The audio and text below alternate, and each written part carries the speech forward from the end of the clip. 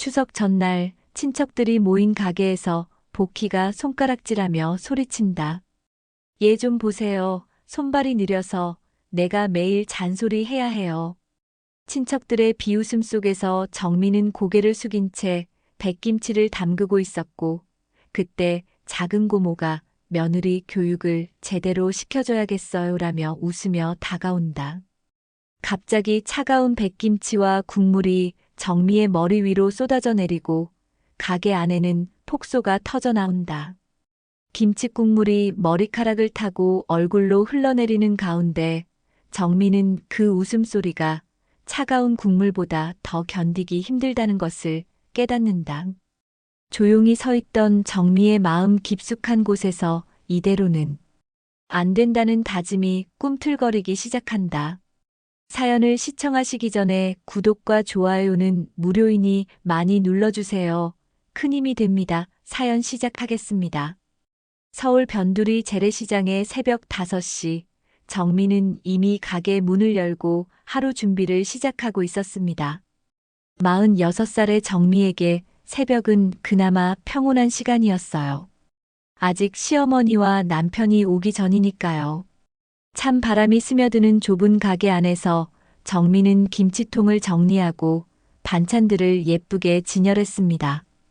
가게 벽 한쪽에는 2019년 달력이 아직도 걸려 있었어요.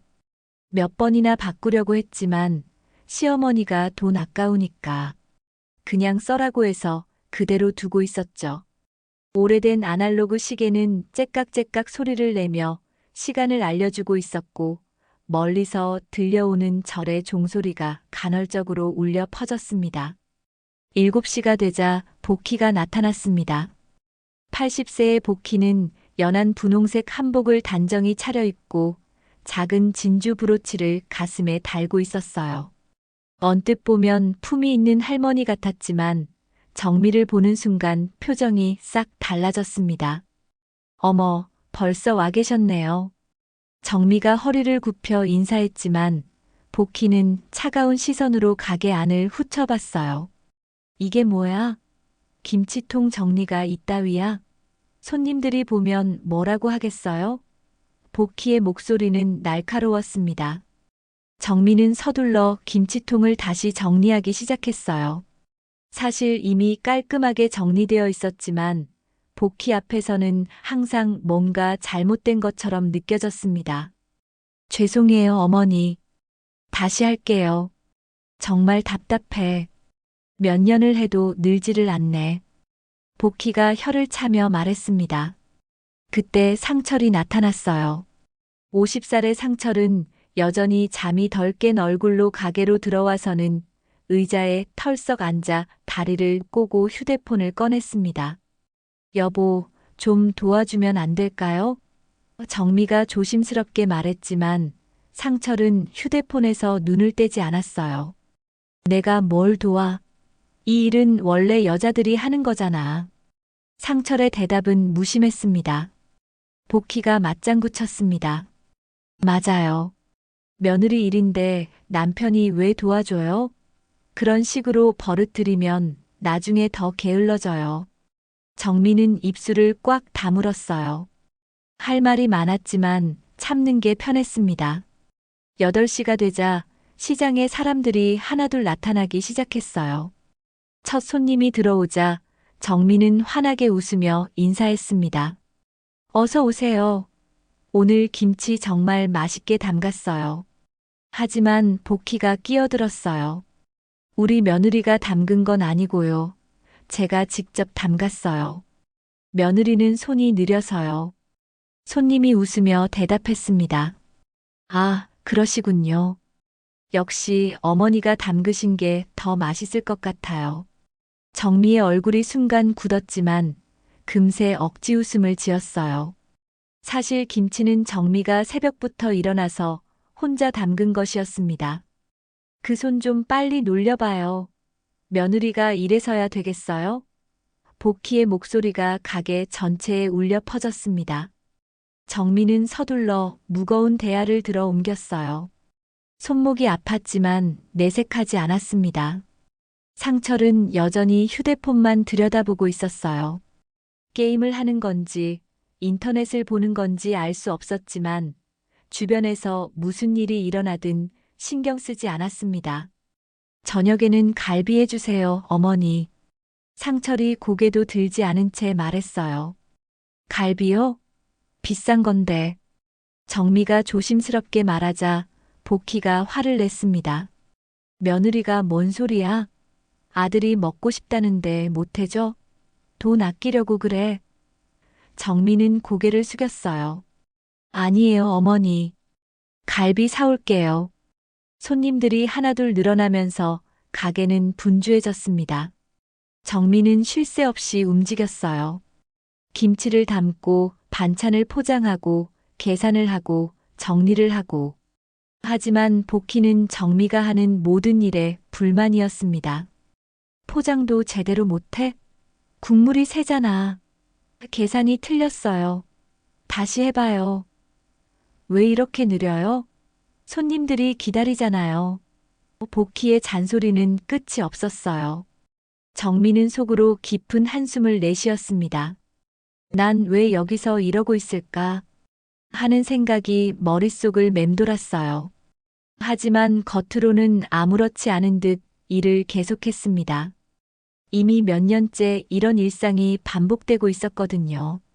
점심시간이 되자 더 많은 손님들이 몰려왔습니다.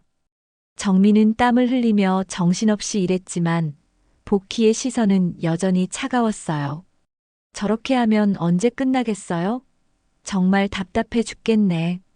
복희가 중얼거리자 상철도 고개를 끄덕였습니다. 오후가 되어서야 손님들이 줄어들었어요. 정미는 잠깐 숨을 돌리며 의자에 앉았는데 복희가 또 잔소리를 시작했습니다. 쉴 시간이 어디 있어요? 설거지도 해야 하고 내일 준비도 해야 하는데. 정미는 다시 일어나서 일을 시작했어요. 해가 지고 시장이 조용해질 무렵 정미는 혼자서 마무리 정리를 하고 있었습니다. 상철은 벌써 집으로 돌아갔고 복희는 마지막까지 정미를 지켜보며 잔소리를 늘어놓았어요. 내일은 좀 더 부지런히 해요. 이런 식으로 하면 장사가 안 돼요. 네, 어머니. 정미는 그저 고개를 끄덕일 뿐이었습니다. 마음속에는 수많은 말들이 맴돌고 있었지만 입 밖으로는 내뱉지 않았어요. 그렇게 오늘도 긴 하루가 끝나갔습니다. 다음 날 아침도 여느 때와 다름없이 시작되었습니다. 정미는 새벽 5시에 일어나 가게로 향했어요. 찬 공기가 뺨을 스치며 지나갔지만 정미의 마음은 더욱 차가웠습니다. 어젯밤 이불 속에서 흘린 눈물이 아직도 마음 한구석에 남아 있었거든요. 가게 문을 열고 들어서자마자 정미는 오늘 해야 할 일들을 떠올렸습니다. 김치 절이기, 반찬 진열하기, 청소하기. 끝없는 일들이 기다리고 있었어요. 하지만 정미는 묵묵히 앞치마를 두르고 일을 시작했습니다. 이제는 익숙해진 루틴이었거든요. 7시가 되자 복희가 나타났습니다. 오늘도 단정한 한복 차림이었지만 표정만큼은 여전히 차갑더군요. 어머, 벌써 와 있네요? 복희가 말했지만 칭찬하는 투는 아니었어요. 오히려 뭔가 잘못을 찾으려는 듯한 시선으로 가게 안을 훑어봤습니다. 김치통 정리가 이게 뭐예요? 어제 분명히 말했는데도 이 모양이네. 복희의 첫 마디였어요. 정미는 사실 어제보다 더 깔끔하게 정리했다고 생각했는데 복희 앞에서는 항상 부족해 보였습니다. 죄송해요, 어머니. 다시 할게요. 상철이 나타난 시간은 8시였어요. 머리도 제대로 빗지 않은 채로 가게에 들어와서는 바로 의자에 앉아 휴대폰을 꺼냈습니다. 커피 좀 타줘요. 상철이 정미를 보지도 않고 말했어요. 마치 정미가 자신의 개인 비서인 것처럼요. 첫 손님이 들어온 것은 8시 30분쯤이었습니다. 동네에서 오래 장사하신 떡집 할머니였어요. 김치 좀 주세요. 오늘은 어떤 게 맛있나요? 할머니가 물어보자 정미가 대답하려고 했는데 복희가 먼저 끼어들었습니다. 아이고, 손님, 우리 며느리 좀 보세요. 복희가 일부러 큰 소리로 말하기 시작했어요. 손이 정말 느려서 제가 없으면 장사를 못해요. 몇 년을 해도 늘지를 않네요. 떡집 할머니는 어색한 표정을 지었지만 그냥 듣고만 있었어요. 정미의 얼굴이 빨갛게 달아올랐습니다. 하지만 아무 말도 할 수 없었어요. 대신 서둘러 김치를 포장하기 시작했죠. 손이 떨려서 포장지를 제대로 잡을 수 없었지만 애써 침착한 척했습니다. 상철도 복희의 말에 맞장구를 쳤어요. 그러게 말이에요, 어머니. 집에서도 빈둥거리기만 하거든요. 어머니 없으면 정말 아무것도 못한다니까요. 상철은 여전히 휴대폰을 보면서 말했습니다. 마치 정미가 거기 없는 것처럼요. 떡집 할머니가 김치를 사고 나간 후에도 복희의 잔소리는 계속됐어요. 맞죠? 손님 앞에서 얼마나 창피한지. 저렇게 굶뜨면 어떻게 장사를 해요? 정미는 고개를 숙이고 대야 속 배추를 절이고 있었습니다. 차가운 소금물에 손이 빨갛게 부어 올랐지만 참고 계속 일했어요. 9시쯤 단골 아주머니가 들어왔습니다. 사장님, 오늘 반찬 어때요? 아주머니가 물어보자 복희가 또다시 정미를 헐뜯기 시작했어요. 아이고, 우리 며느리가 만든 건 별로예요. 제가 다시 손봐야겠어요. 정미는 새벽부터 일어나서 정성스럽게 만든 반찬들이었는데도 그런 말을 들어야 했습니다. 가슴이 답답해졌지만 꾹 참고 다른 반찬을 준비했어요. 이거라도 드셔보세요. 어머니가 직접 만드신 거예요. 정미가 말하자 복희가 고개를 저었습니다. 뭘 제가 만들어요? 며느리가 만든 걸 제가 맛만 봐준 거죠. 그래도 손님들한테는 제가 만들었다고 해야겠어요. 안 그러면 안 사가실 테니까. 복희의 말에 단골 아주머니는 어색하게 웃으며 반찬을 샀어요. 10시가 되자 시장이 본격적으로 붐비기 시작했습니다. 주부들이 하나둘장을 보러 나왔거든요. 정미는 정신없이 일했지만 복희는 계속해서 정미의 실수를 크게 떠벌렸어요.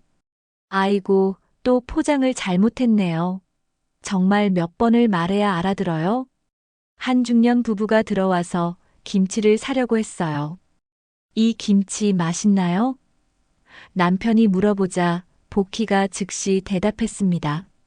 제가 직접 담갔어요. 우리 며느리는 아직 서툴러서요. 사실은 정미가 새벽부터 혼자 담근 김치였는데도 말이죠. 그래도 며느리가 도와주니까 좋으시겠어요. 부인이 말하자 복희가 한숨을 쉬었어요. 도움이 되긴요. 오히려 일을 더 만들어요. 차라리 혼자 하는 게 나을 뻔했어요. 중년 부부는 민망한 표정으로 김치를 사고 빨리 나갔습니다. 시장 한 구석에서는 다른 상인들이 수군거리기 시작했어요. 저 며느리 정말 불쌍하네. 맨날 저렇게 당하는 것 같던데. 그래도 시어머니 말이 틀린 건 아닌 것 같아. 좀 굼떠 보이긴 해. 웃음 섞인 수군거림이 정미의 귀에 들려왔습니다. 정미는 맞아. 난 정말 아무것도 할 줄 모르는구나. 라고 생각했어요. 점점 자신감을 잃어가고 있었습니다. 처음에는 억울하다고 생각했는데 이제는 정말로 자신이 부족한 사람인 것 같았어요. 점심시간이 되자 더 많은 손님들이 몰려왔습니다. 직장인들이 도시락 반찬을 사러 온 거였어요. 정미는 땀을 흘리며 포장하고 계산했지만 복희는 여전히 불만스러워했습니다. 왜 이렇게 느려요? 손님들이 기다리잖아요. 한 젊은 직장인이 빨리 좀 해주세요라고 재촉하자 복희가 사과했어요. 죄송해요. 우리 며느리가 서툴러서요. 조금만 기다려주세요. 정미는 더욱 서둘렀지만 손이 떨려서 오히려 더 실수를 했어요. 정말 답답하네요. 젊은 직장인이 중얼거리며 나가자 복희가 정미에게 화를 냈습니다. 봐요, 손님들이 다 짜증내잖아요. 이런 식으로 하면 장사가 망해요. 상철도 고개를 끄덕이며 말했어요. 엄마 말씀이 맞아요. 좀 더 신경 써야죠. 그날 밤 정미는 이불 속에서 또다시 눈물을 흘렸습니다. 베개에 얼굴을 묻고 소리 내지 않으려고 애썼어요. 하루 종일 쌓인 모욕감과 서러움이 터져나왔지만 그마저도 조용히 삼켜야 했습니다. 며칠이 지나면서 정미에 대한 멸시는 더욱 노골적으로 변해갔습니다. 복희는 이제 아예 손님들 앞에서 정미를 무시하는 것을 당연하게 여겼어요. 마치 정미가 가족이 아닌 고용된 일꾼인 것처럼 대했습니다. 추석이 한 달 앞으로 다가온 어느 날이었어요. 오전 10시쯤 평소보다 많은 손님들이 가게로 몰려들었습니다. 명절 준비를 미리 하려는 사람들이었죠. 정미는 정신없이 반찬을 포장하고 있었는데 복희가 갑자기 큰 소리로 말하기 시작했어요. 아이고, 손님들. 정말 죄송해요. 우리 며느리가 너무 느려서 기다리게 해드리네요. 복희의 목소리가 가게 전체에 울려 퍼졌습니다. 몇 년을 해도 늘지를 않아서 제가 매일 스트레스예요. 손님 중 한 명인 중년 아주머니가 그래도 며느리가 도와주시잖아요 라고 말하자 복희가 고개를 저었어요. 도움이 되긴요? 오히려 방해만 돼요. 제가 혼자 하는 게 훨씬 빨라요. 정미는 포장하던 손을 멈추고 복희를 바라봤지만 복희는 아랑곳하지 않았습니다. 상철도 의자에서 일어나 복희 옆으로 갔어요. 어머니 말씀이 맞아요. 집에서도 맨날 빈둥거리거든요. 상철이 정미를 가리키며 말했습니다. 요리도 못하고 청소도 대충 하고 어머니가 안 계시면 정말 아무것도 못해요. 손님들은 어색한 분위기를 느끼며 빨리 물건을 사고 나가려고 했어요. 하지만 복희는 계속해서 정미를 헐뜯었습니다. 이 나이에 시집 와서 아직도 이 모양이에요. 정말 답답해서 어쩔 줄 모르겠어요. 정미는 더 이상 참을 수 없어서 조용히 말했어요.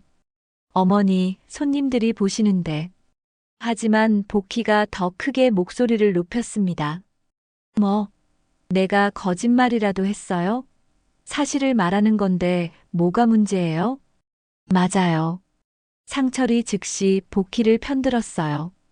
당신이 잘못하고 있으면서 왜 어머니한테 대들어요?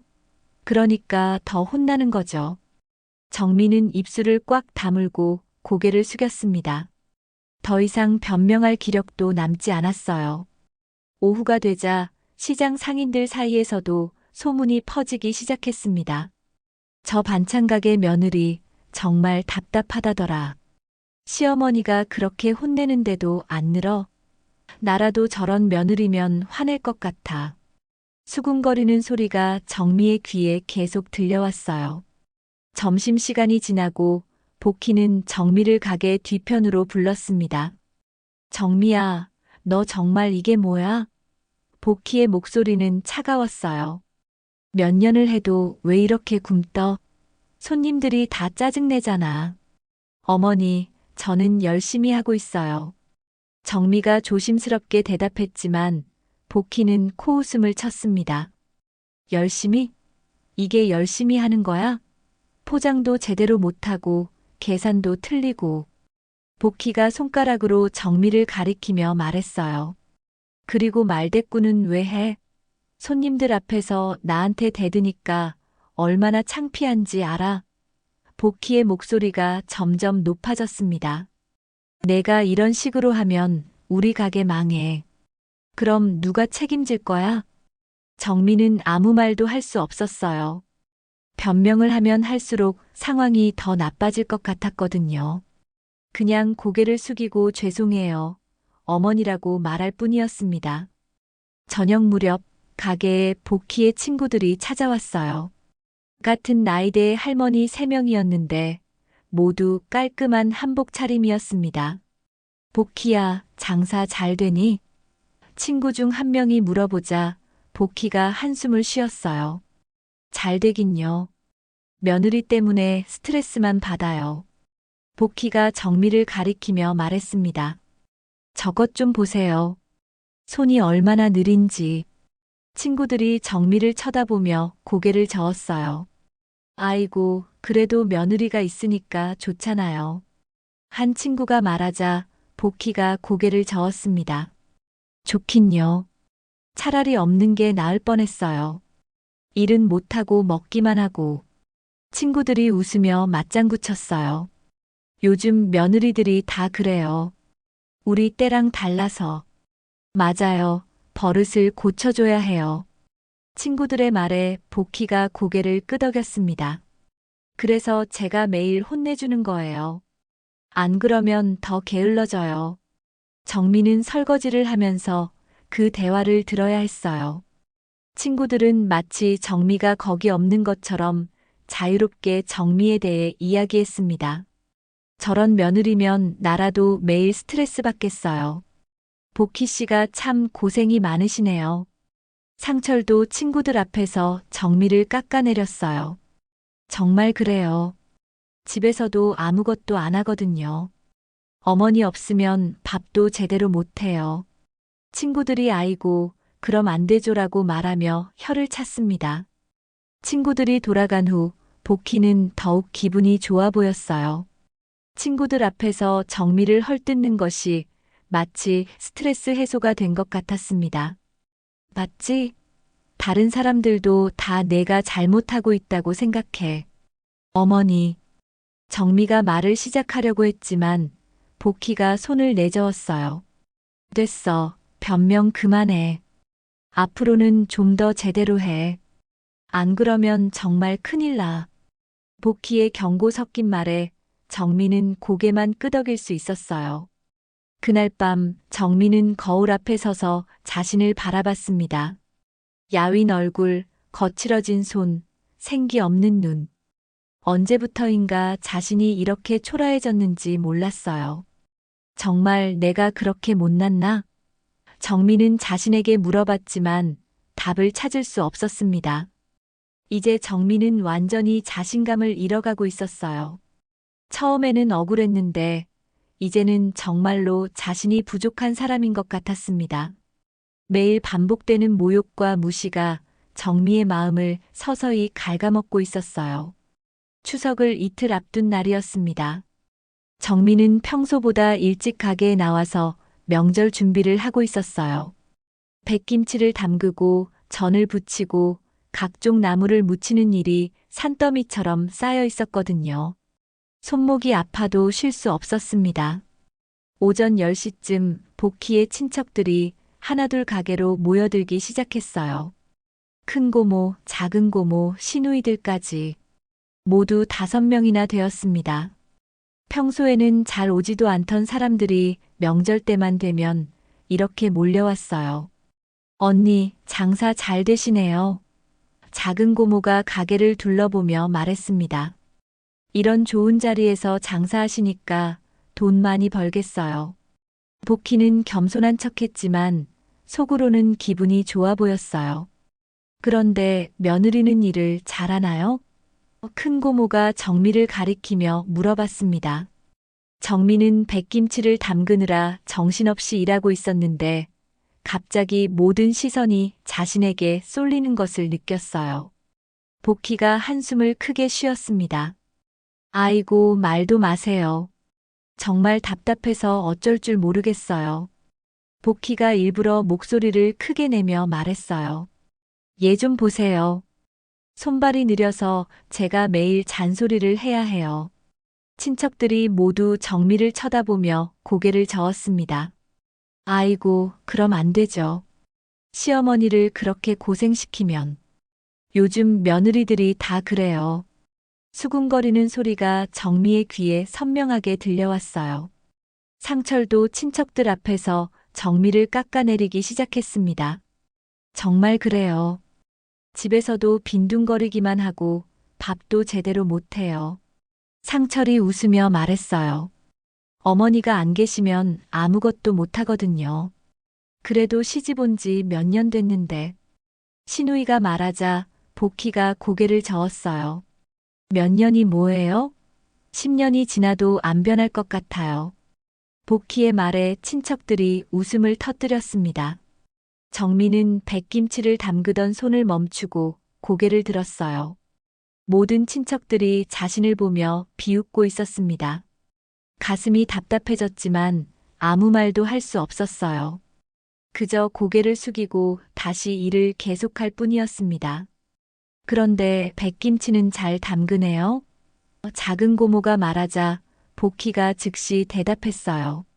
제가 옆에서 일일이 가르쳐 주면서 하는 거예요. 혼자 하면 맛도 없고 모양도 엉망이에요. 사실 정미는 혼자서도 충분히 잘할 수 있었는데도 말이죠. 점심시간이 되자 친척들은 가게 한쪽에 둘러앉아 도시락을 먹기 시작했어요. 정미는 혼자서 손님들을 응대해야 했습니다. 명절 준비로 바쁜 손님들이 계속 몰려왔는데 정미 혼자서는 벅찼어요. 정미야, 빨리 좀 해. 복희가 친척들과 이야기하면서도 정미에게 소리쳤습니다. 손님들이 기다리잖아. 정미는 땀을 흘리며 서둘렀지만 친척들은 그런 정미를 보며 수군거렸어요. 정말 느리긴 하네요. 저런 며느리면 나라도 화날 것 같아요. 복희 언니가 참 고생이 많으시네요. 친척들의 말이 정미의 귀에 계속 들려왔습니다. 정미는 더욱 서둘렀지만 손이 떨려서 오히려 실수만 늘어났어요. 오후 2시쯤 큰 고모가 갑자기 일어나서 정미가 담그고 있던 백김치 대야로 다가왔습니다. 이게 백김치예요? 큰 고모가 물어보자 정미가 고개를 끄덕였어요. 네, 방금 담근 거예요. 맛이 어떨까요? 큰 고모가 젓가락으로 백김치를 집어 맛을 봤습니다. 그저 그런데요? 큰 고모의 말에 다른 친척들도 하나씩 맛을 보기 시작했어요. 좀 싱거운 것 같은데 간이 안 맞네요. 복희가 즉시 나섰습니다. 그럴 줄 알았어요. 제가 안 봐주면 이런 식이에요. 복희가 정미를 째려보며 말했어요. 얼마나 대충 했으면 간도 안 맞아요? 어머니, 제가 다시 할게요. 정미가 조심스럽게 말했지만 복희는 화가 난 표정이었어요. 다시 하긴 뭘 다시 해요? 이미 다 망쳤는데. 친척들도 고개를 저으며 혀를 찼습니다. 그때 작은 고모가 갑자기 웃으며 말했어요. 언니, 며느리 교육을 제대로 시켜줘야겠어요. 그러면서 작은 고모가 대야 속 백김치를 집어서 정미 머리 위로 들어 올렸습니다. 이런 건 어때요? 잠깐 그러지 마세요. 정미가 황급히 손을 올렸지만 이미 늦었어요. 차가운 백김치와 국물이 정미의 머리 위로 쏟아져 내렸습니다. 김치 국물이 머리카락을 타고 얼굴로 어깨로 흘러내렸어요. 순간 가게 안에는 폭소가 터져 나왔습니다. 아이고, 재미있네. 저런, 어쩌죠? 친척들은 배를 잡고 웃었어요. 상철도 휴대폰에서 눈을 떼고 웃음을 터뜨렸습니다. 정말 웃기네요. 복희도 웃으며 말했어요. 그러게 제대로 좀 하지. 이제라도 정신 차리겠어요? 정미는 머리에서 흘러내리는 차가운 국물을 느끼며 서 있었습니다. 백김치 조각들이 어깨에 붙어 있었지만 털어낼 수도 없었어요. 아이고, 정말 죄송해요. 그냥 장난이었는데. 작은 고모가 웃으며 말했지만 전혀 미안해하는 기색은 없었어요. 오히려 더 재미있어 하는 것 같았습니다. 정미는 그 순간을 잊을 수 없었어요. 자신을 향한 그 웃음소리, 조롱하는 시선들. 머리에서 흘러내리는 김치 국물보다 그 웃음이 더 차갑고 견디기 힘들었습니다. 이대로는 안 된다. 정미의 마음 깊숙한 곳에서 무언가가 꿈틀거리기 시작했어요. 하지만 겉으로는 아무렇지 않은 척해야 했습니다. 괜찮아요. 정미가 작게 말하며 고개를 숙였어요. 친척들의 웃음소리는 한참 동안 가게 안에 울려 퍼졌습니다. 백김치 사건이 있고 며칠이 지났습니다. 정미는 그날의 충격을 잊으려고 애썼지만 친척들의 웃음소리가 귓가에서 떠나지 않았어요. 그래도 일상은 계속되어야 했습니다. 가게 문을 열고 반찬을 만들고 손님을 맞이하는 것. 모든 게 예전과 같았지만 정미의 마음만은 달라져 있었어요. 추석이 지나고 일주일 후 정미는 평소처럼 시장에 장을 보러 나갔습니다. 복희가 백김치용 배추 좀 사와요라고 시켰거든요. 정미는 무거운 장바구니를 들고 시장 곳곳을 돌아다녔어요. 배추도 사고 무도 사고 젓갈류도 샀습니다. 장을 다 보고 나니 1,000원이 남았어요. 평소 같으면 그대로 집으로 돌아갔을 텐데 오늘은 왠지 발걸음이 복권방 앞에서 멈춰졌습니다. 로또 복권 간판이 유난히 눈에 들어왔어요. 그냥 재미삼아. 정미는 마음속으로 중얼거리며 복권방으로 들어갔습니다. 즉석 복권 1,000원짜리 하나 주세요. 정미가 말하자 복권방 아저씨가 복권 한 장을 건네주었어요. 행운이 따르길 바라요. 정미는 복권을 받아들고 가게 밖으로 나왔습니다. 장바구니를 바닥에 내려놓고 동전으로 은박지를 긁기 시작했어요. 첫 번째 숫자, 두 번째 숫자, 세 번째 숫자. 점점 심장이 빨리 뛰기 시작했습니다. 설마. 정미의 손이 떨리기 시작했어요. 네 번째, 다섯 번째, 여섯 번째. 모든 숫자가 일치했습니다. 정미는 눈을 비비고 다시 확인했어요. 분명히 당첨 번호와 똑같았습니다. 53억 원 1등 당첨. 정미는 그 자리에 주저앉을 뻔했어요. 손끝이 떨리고 심장이 터질 것 같았습니다. 이건 진짜인가? 복권을 다시 한 번, 두 번, 세 번. 계속 확인했지만 숫자는 변하지 않았어요. 주변 사람들이 지나다니고 있었지만 정미는 아무에게도 말할 수 없었습니다. 이런 일을 누가 믿어주겠어요? 게다가 지금 당장 복희나 상철에게 말하면 끝장이라는 걸 알고 있었어요. 정미는 조심스럽게 복권을 가방 깊숙이 넣었습니다. 그리고 평소와 똑같은 표정으로 장바구니를 들고 가게로 돌아갔어요. 침착해, 정미야. 아직 아무도 모르잖아. 정미는 마음속으로 자신에게 말했습니다. 가게로 돌아오자 복희가 기다리고 있었어요. 왜 이렇게 늦어요? 장 보는 것도 제대로 못해요? 복희의 잔소리가 시작됐지만 정미는 이상하게 마음이 편했어요. 오늘만큼은 그 잔소리가 귀에 들어오지 않았습니다. 죄송해요, 어머니. 사람이 많아서요. 정미가 평소처럼 대답했어요.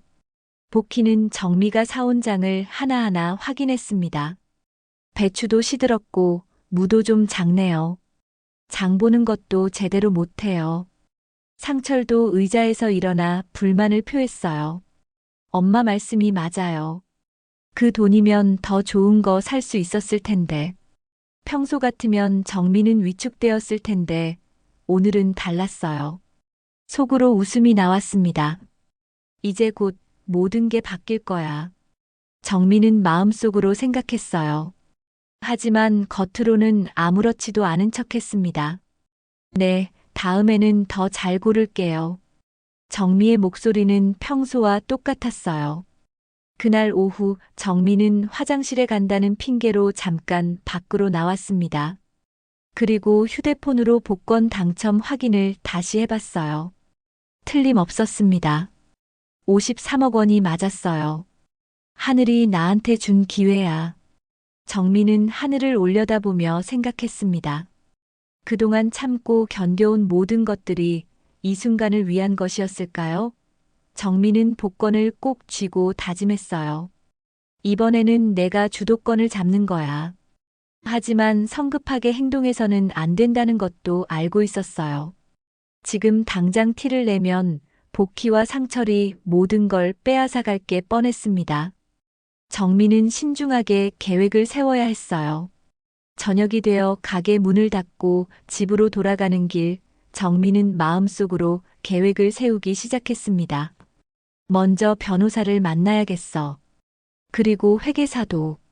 정민은 이제까지 한 번도 생각해보지 못했던 일들을 계획하고 있었어요. 집에 도착해서도 정민은 평소와 똑같이 행동했습니다.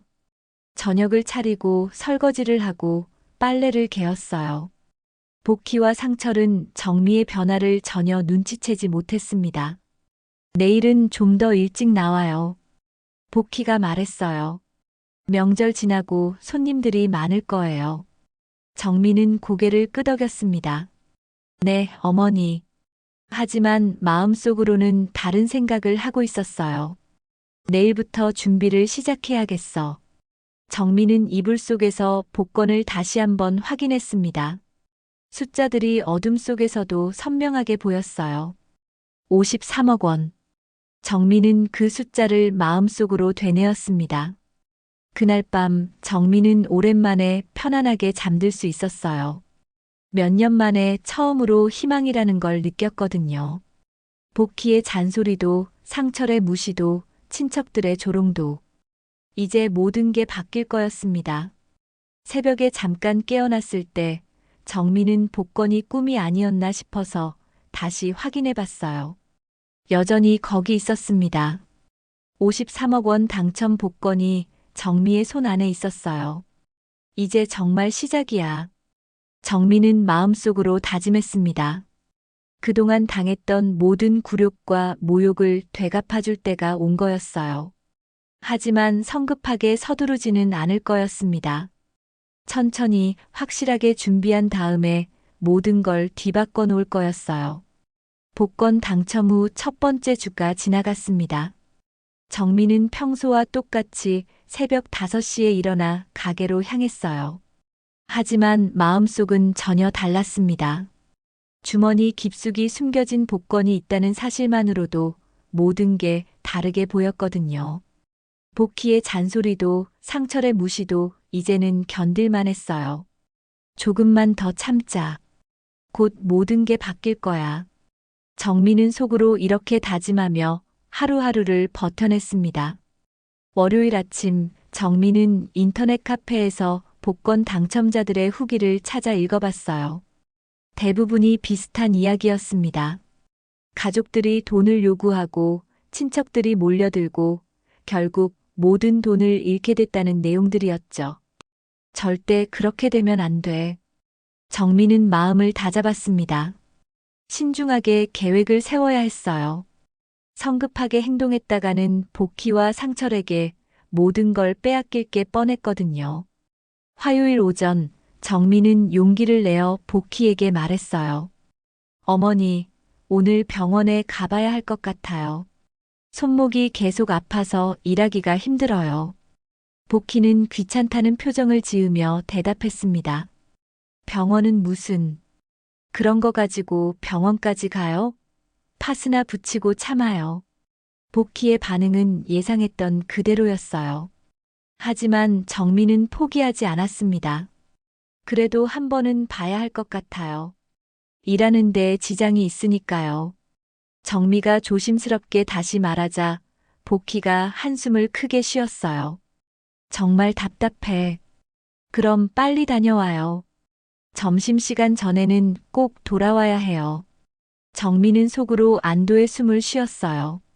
첫 번째 관문을 통과한 거였습니다. 네, 어머니. 빨리 다녀올게요. 정미는 평소보다 조금 일찍 가게를 나섰습니다. 지하철을 타고 강남으로 향하는 동안 정미의 가슴은 두근거렸어요. 평생 강남 쪽에 개인적인 일로 가본 적이 없었거든요. 높은 빌딩들과 넓은 도로, 깔끔한 간판들. 모든 게 신기하면서도 긴장됐습니다. 김앤 파트너스 법률사무소는 30층 건물의 15층에 있었어요. 정미는 로비에서 잠깐 망설였습니다. 자신의 평범한 옷차림이 어울리지 않는 것 같았거든요. 하지만 이미 예약까지 해놓은 상황이었어요. 엘리베이터를 타고 올라가는 동안 정민은 거울에 비친 자신을 봤습니다. 낡은 점퍼에 색 바랜 청바지. 너무 초라해 보이지 않을까? 걱정이 됐지만 이제 와서 돌아갈 수는 없었어요. 안녕하세요. 예약하고 오신 정미 씨 맞으시죠? 리셉션 직원이 밝게 인사했습니다. 생각보다 친절한 응대에 정미는 조금 안심했어요. 네, 맞습니다.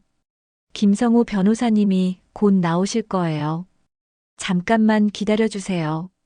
직원이 안내하자 정미는 대기실 소파에 앉아 기다렸어요. 주변에는 비싼 정장을 입은 사람들이 있었는데 정미는 더욱 위축됐습니다.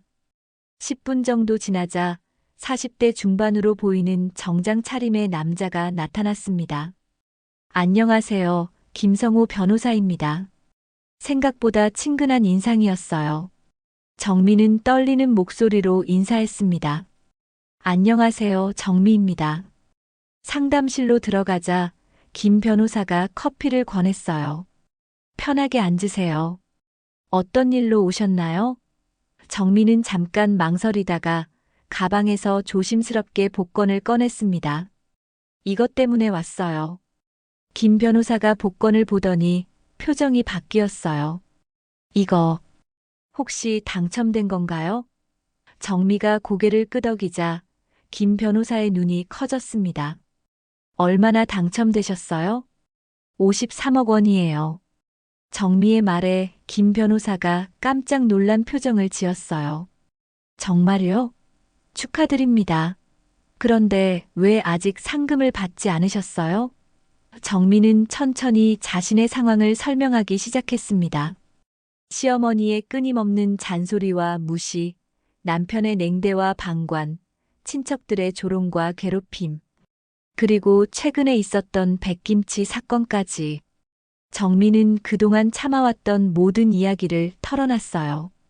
김 변호사는 정미의 이야기를 진지하게 들었습니다. 참 힘드셨겠네요. 그런데 이번 기회에 상황을 바꾸고 싶으시다는 거죠? 정미가 고개를 끄덕이자 김 변호사가 조언을 시작했어요. 우선 성급하게 행동하시면 안 됩니다. 가족들이 알게 되면 상금을 나눠달라고 할 텐데 법적으로는 부부 공동 재산이 아니에요. 하지만 현실적으로는 압박을 받을 수밖에 없죠. 정미는 김 변호사의 설명을 들으며 고개를 끄덕였어요. 이미 예상했던 일이었거든요. 그럼 어떻게 해야 할까요? 먼저 상금을 수령하시고 그 돈으로 전략적으로 부동산을 매입하는 것이 좋겠어요. 김 변호사가 구체적으로 설명했습니다. 특히 현재 가게가 있는 건물과 주변 상가들을 매입하시면 임대인 지위가 완전히 바뀌죠. 정미는 김 변호사의 제안에 점점 흥미를 느꼈어요. 그럼 제가 건물주가 되는 건가요? 김 변호사가 웃으며 대답했습니다. 그렇습니다. 그러면 지금까지의 관계가 완전히 뒤바뀌는 거죠. 임대료도 제가 정할 수 있는 건가요? 정미가 물어보자 김 변호사가 고개를 끄덕였어요. 물론입니다. 건물주의 권한이니까요. 심지어 임대 계약을 해지할 수도 있어요. 정미는 상상만 해도 기분이 좋아졌어요. 그동안 자신을 괴롭혔던 사람들이 이제는 자신에게 고개를 숙여야 하는 상황이 될 수도 있다니. 수수료는 어떻게 되나요? 이런 규모의 재산 관리는 보통 1억 정도 받습니다. 하지만 정미 씨의 특별한 상황을 고려해서 5천만 원으로 해드리겠어요. 김 변호사의 제안이었어요. 정미는 잠깐 고민했습니다. 5천만 원. 평생 모아도 어려운 돈이었지만 지금은 충분히 가능한 금액이었어요. 알겠습니다. 부탁드릴게요. 상담이 끝나고 법률사무소를 나오는 길에 정미는 기분이 복잡했어요. 설레면서도 무서웠거든요. 정말로 모든 게 바뀔 수 있을까? 하지만 이미 첫걸음을 뗀 이상 돌이킬 수는 없었어요. 가게로 돌아가는 지하철 안에서 정미는 창밖을 바라보며 생각에 잠겼습니다. 이제 정말 시작이야. 복권 한 장이 자신의 인생을 완전히 바꿔놓을 수도 있다니. 운명이란 참 신기한 거였어요. 변호사와의 상담 후 2주일이 흘렀습니다. 정민은 모든 준비를 마쳤어요. 복권 상금을 수령했고 가게가 있는 건물과 주변 상가 5채를 모두 매입했습니다. 이제 정미가 이 일대의 건물주였어요. 하지만 복희와 상철은 여전히 아무것도 모르고 있었습니다. 금요일 아침 평소와 똑같이 가게에서 일하고 있던 정미에게 복희가 말했어요. 정미야, 내일 친척들이 또 온대. 추석 때 못 온 사람들이 있어서. 정미의 가슴이 두근거렸습니다. 드디어 그 순간이 온 거였어요. 네, 어머니. 알겠어요. 정미는 평소처럼 조용히 대답했습니다. 하지만 마음속으로는 계획을 다시 한번 점검하고 있었어요. 내일이면 모든 게 끝날 거였습니다. 토요일 오전 10시 친척들이 하나둘 가게로 모여들기 시작했어요. 지난번과 똑같은 사람들이었습니다. 큰 고모, 작은 고모, 시누이들. 모두 5명이 왔어요. 백김치를 정미 머리에 부었던 작은 고모도 있었습니다. 언니, 오늘 날씨가 참 좋네요. 작은 고모가 밝게 인사했어요. 지난번 일은 까맣게 잊어버린 듯 했습니다. 정미는 평소처럼 고개를 숙여 인사했어요. 안녕하세요. 우리 며느리는 요즘 어때요? 큰 고모가 복희에게 물어봤습니다. 복희는 여전히 정미를 헐뜯기 시작했어요. 변한 게 없어요. 여전히 손이 느리고 답답해요. 친척들이 웃으며 고개를 저었습니다. 점심시간이 되자 친척들은 가게 한쪽에 모여 앉아서 도시락을 먹기 시작했어요. 정미는 혼자서 손님들을 응대하고 있었습니다. 명절이 지나서 손님은 많지 않았지만 그래도 계속 일해야 했어요. 정미야, 물 좀 갖다 줘. 복희가 소리쳤습니다. 정미는 물을 가져다 주며 친척들 앞에서 또다시 모욕을 당해야 했어요. 봐요, 저렇게 굼떠서 어쩌겠어요? 복희의 말에 친척들이 웃었습니다. 오후 2시쯤 정미는 마음의 준비를 마쳤어요. 이제 더 이상 참을 필요가 없었습니다. 정미는 가방에서 서류 봉투를 꺼냈어요. 그 안에는 건물 매매 계약서와 새로운 임대 계약서가 들어 있었습니다. 어머니, 그리고 여러분. 정미가 조용히 말하기 시작했습니다. 친척들은 정미가 무슨 말을 하려는지 궁금해하며 쳐다봤어요. 복희는 짜증난다는 표정을 지었습니다. 뭔 소리를 하려고 그래요? 정미는 서류 봉투에서 계약서를 꺼내 테이블 위에 놓았어요. 이제 이 건물의 주인은 저예요. 순간 가게 안이 조용해졌습니다.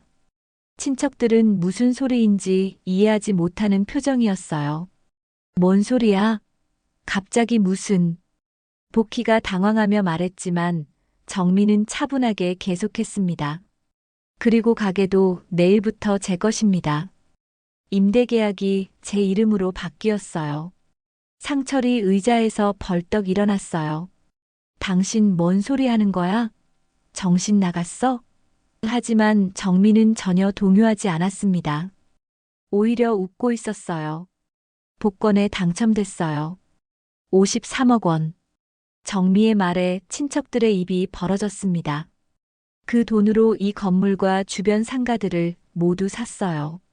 정미가 계약서를 펼쳐 보이자 복희의 얼굴이 새하얗게 변했어요. 거짓말이지? 작은 고모가 떨리는 목소리로 물어봤습니다. 지난번에 정미에게 백김치를 부었던 바로 그 사람이었어요. 정미는 작은 고모를 똑바로 쳐다봤습니다. 거짓말이 아니에요. 여기 계약서에 제 이름이 적혀 있어요. 정미가 서류를 흔들어 보이자 친척들이 웅성거리기 시작했어요. 정말이야? 이게 진짜라고? 어떻게 이런 일이? 복희가 갑자기 정미에게 다가왔어요. 정미야, 농담하는 거지? 설마 정말. 하지만 정미는 고개를 저었습니다. 농담이 아니에요, 어머니. 이제 모든 게 바뀐 거예요. 그때 정미는 작은 고모 앞으로 걸어갔습니다. 테이블 위에는 점심 먹다 남은 백김치가 그릇에 담겨 있었어요. 정미는 그 그릇을 집어들었습니다. 작은 고모의 얼굴이 창백해졌어요. 지난번에 제 머리에 김치를 부으셨죠? 정미의 목소리는 차갑고 단호했습니다. 재미있다고 하시면서 웃으셨죠? 작은 고모는 뒤로 물러서려고 했지만 정미가 더 가까이 다가갔어요. 잠깐, 정미야. 그때는 그냥 장난이었어. 작은 고모가 황급히 변명했지만 정미는 멈추지 않았습니다. 장난이었다고요? 그럼 이것도 장난이에요. 정미가 백김치 그릇을 작은 고모 머리 위로 들어 올렸어요. 안 돼. 제발. 작은 고모가 소리쳤지만 이미 늦었습니다. 차가운 백김치와 국물이 작은 고모의 머리 위로 쏟아져 내렸어요. 김치 국물이 머리카락을 타고 얼굴로 옷으로 흘러내렸습니다. 가게 안은 완전히 조용해졌어요. 아무도 말을 할 수 없었습니다. 작은 고모는 젖은 머리채로 서 있었고 다른 친척들은 충격에 빠져 정미를 바라보고 있었어요. 이제 기분이 어떠세요? 정미가 차갑게 물어봤습니다. 재미있으세요? 지난번에 저한테 하신 것처럼 웃어보세요. 작은 고모는 아무 말도 할 수 없었어요. 온몸이 떨리고 있었습니다. 복희가 정미에게 달려들려고 했지만 정미가 손을 들어막았어요. 그만하세요, 어머니. 이제 더 이상 제가 참을 필요가 없어요. 정미의 목소리에는 지금까지 없던 위험이 있었습니다. 그리고 두 분은 더 이상 여기 있을 필요 없어요. 정미가 복희와 상철을 가리키며 말했어요. 임대 계약이 해지됐거든요. 내일까지 나가시면 됩니다. 복희와 상철의 얼굴이 하얗게 질렸어요. 정미야, 제발. 우리가 가족이잖아. 복희가 애원하는 목소리로 말했지만 정미는 이미 마음을 정했어요. 가족이라고요? 지금까지 저를 가족으로 생각하셨나요? 친척들은 어쩔 줄 몰라 하며 서로를 쳐다봤어요. 상황이 완전히 뒤바뀐 거였습니다. 이제 정미가 모든 권력을 쥐고 있었어요. 그동안 당했던 모든 굴욕을 되돌려줄 시간이 온 거였습니다.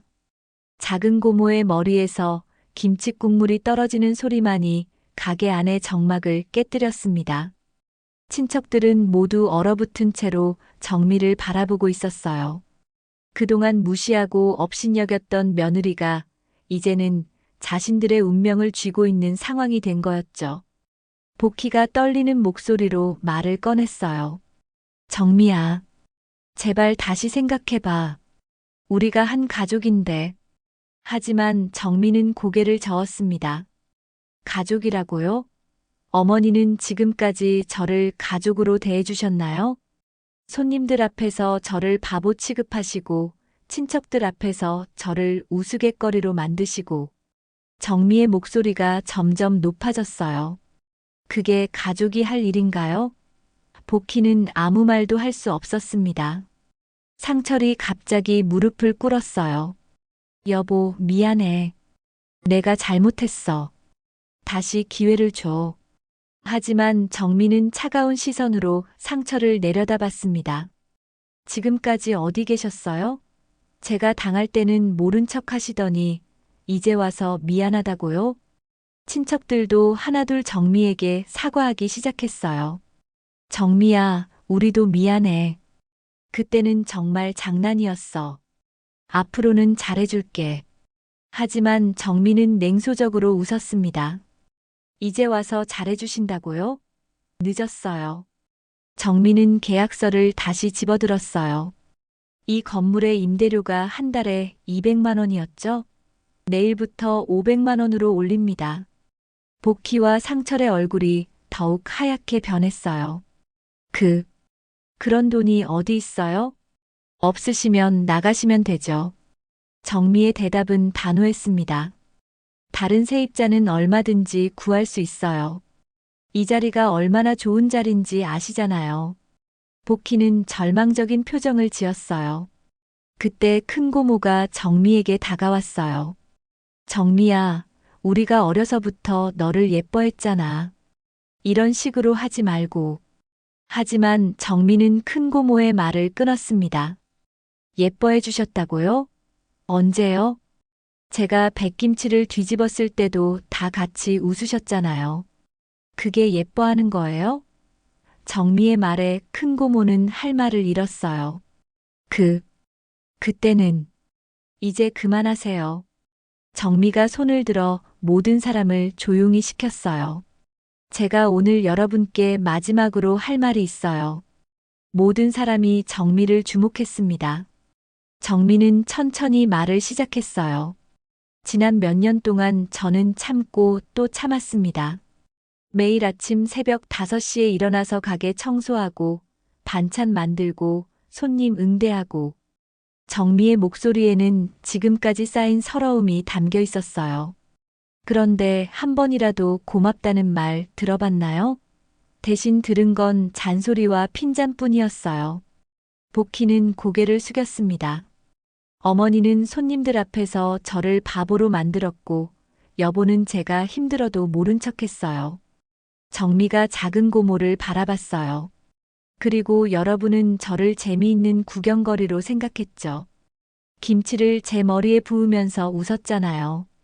작은 고모는 여전히 젖은 머리채로 서 있었어요. 하지만 이제 모든 게 바뀌었어요. 정미의 목소리가 더욱 단호해졌습니다.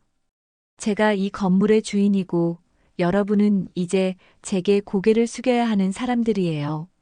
상철이 다시 무릎을 꿇으며 애원했어요.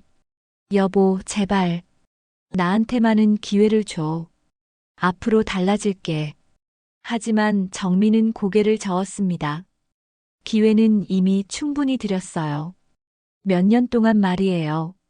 그리고 한 가지 더 말씀드릴게요.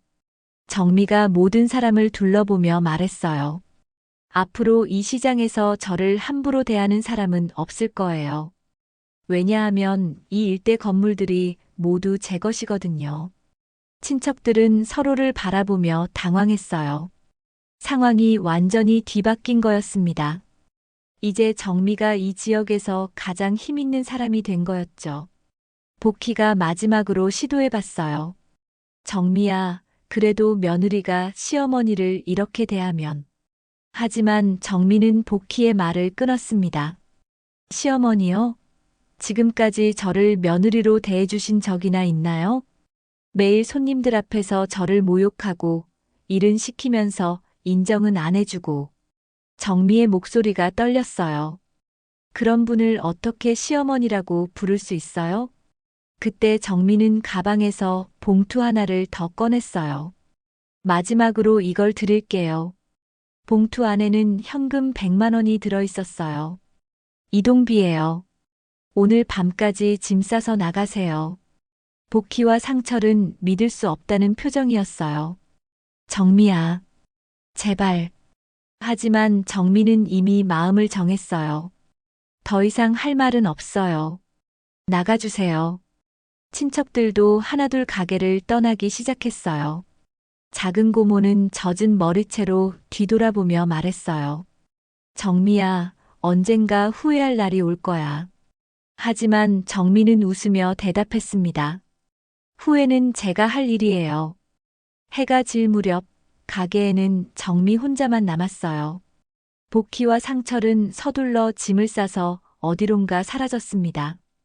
다음 날 아침 간판이 바뀌어 있었어요. 정민의 반찬. 새벽 햇살이 가게 안으로 스며들었어요. 정민은 깨끗해진 가게에서 혼자 커피를 마시며 웃고 있었습니다. 이제 더 이상 누구의 눈치도 보지 않아도 됐어요. 누구도 정미를 무시하거나 업신여길 수 없었습니다. 손님들이 하나둘 들어오기 시작했어요. 사장님, 간판이 바뀌었네요. 단골 아주머니가 물어보자 정미가 밝게 웃으며 대답했습니다. 네, 이제 제가 운영해요. 가게 안에는 따뜻한 국물 냄새와 손님들의 웃음소리만 가득했어요. 정미는 마음속으로 다짐했습니다. 다시는 누구도 나를 우습게 볼 수 없어. 그렇게 정미의 새로운 인생이 시작되었습니다. 지금까지 이것이 인생 이야기였습니다. 우리 시청자 여러분들도 행복한 일들만 생기실 거예요. 사연이 재밌으셨다면 구독과 좋아요, 무료이니 꼭 눌러주세요. 큰 힘이 됩니다. 항상 건강하세요. 시청해주셔서 감사합니다.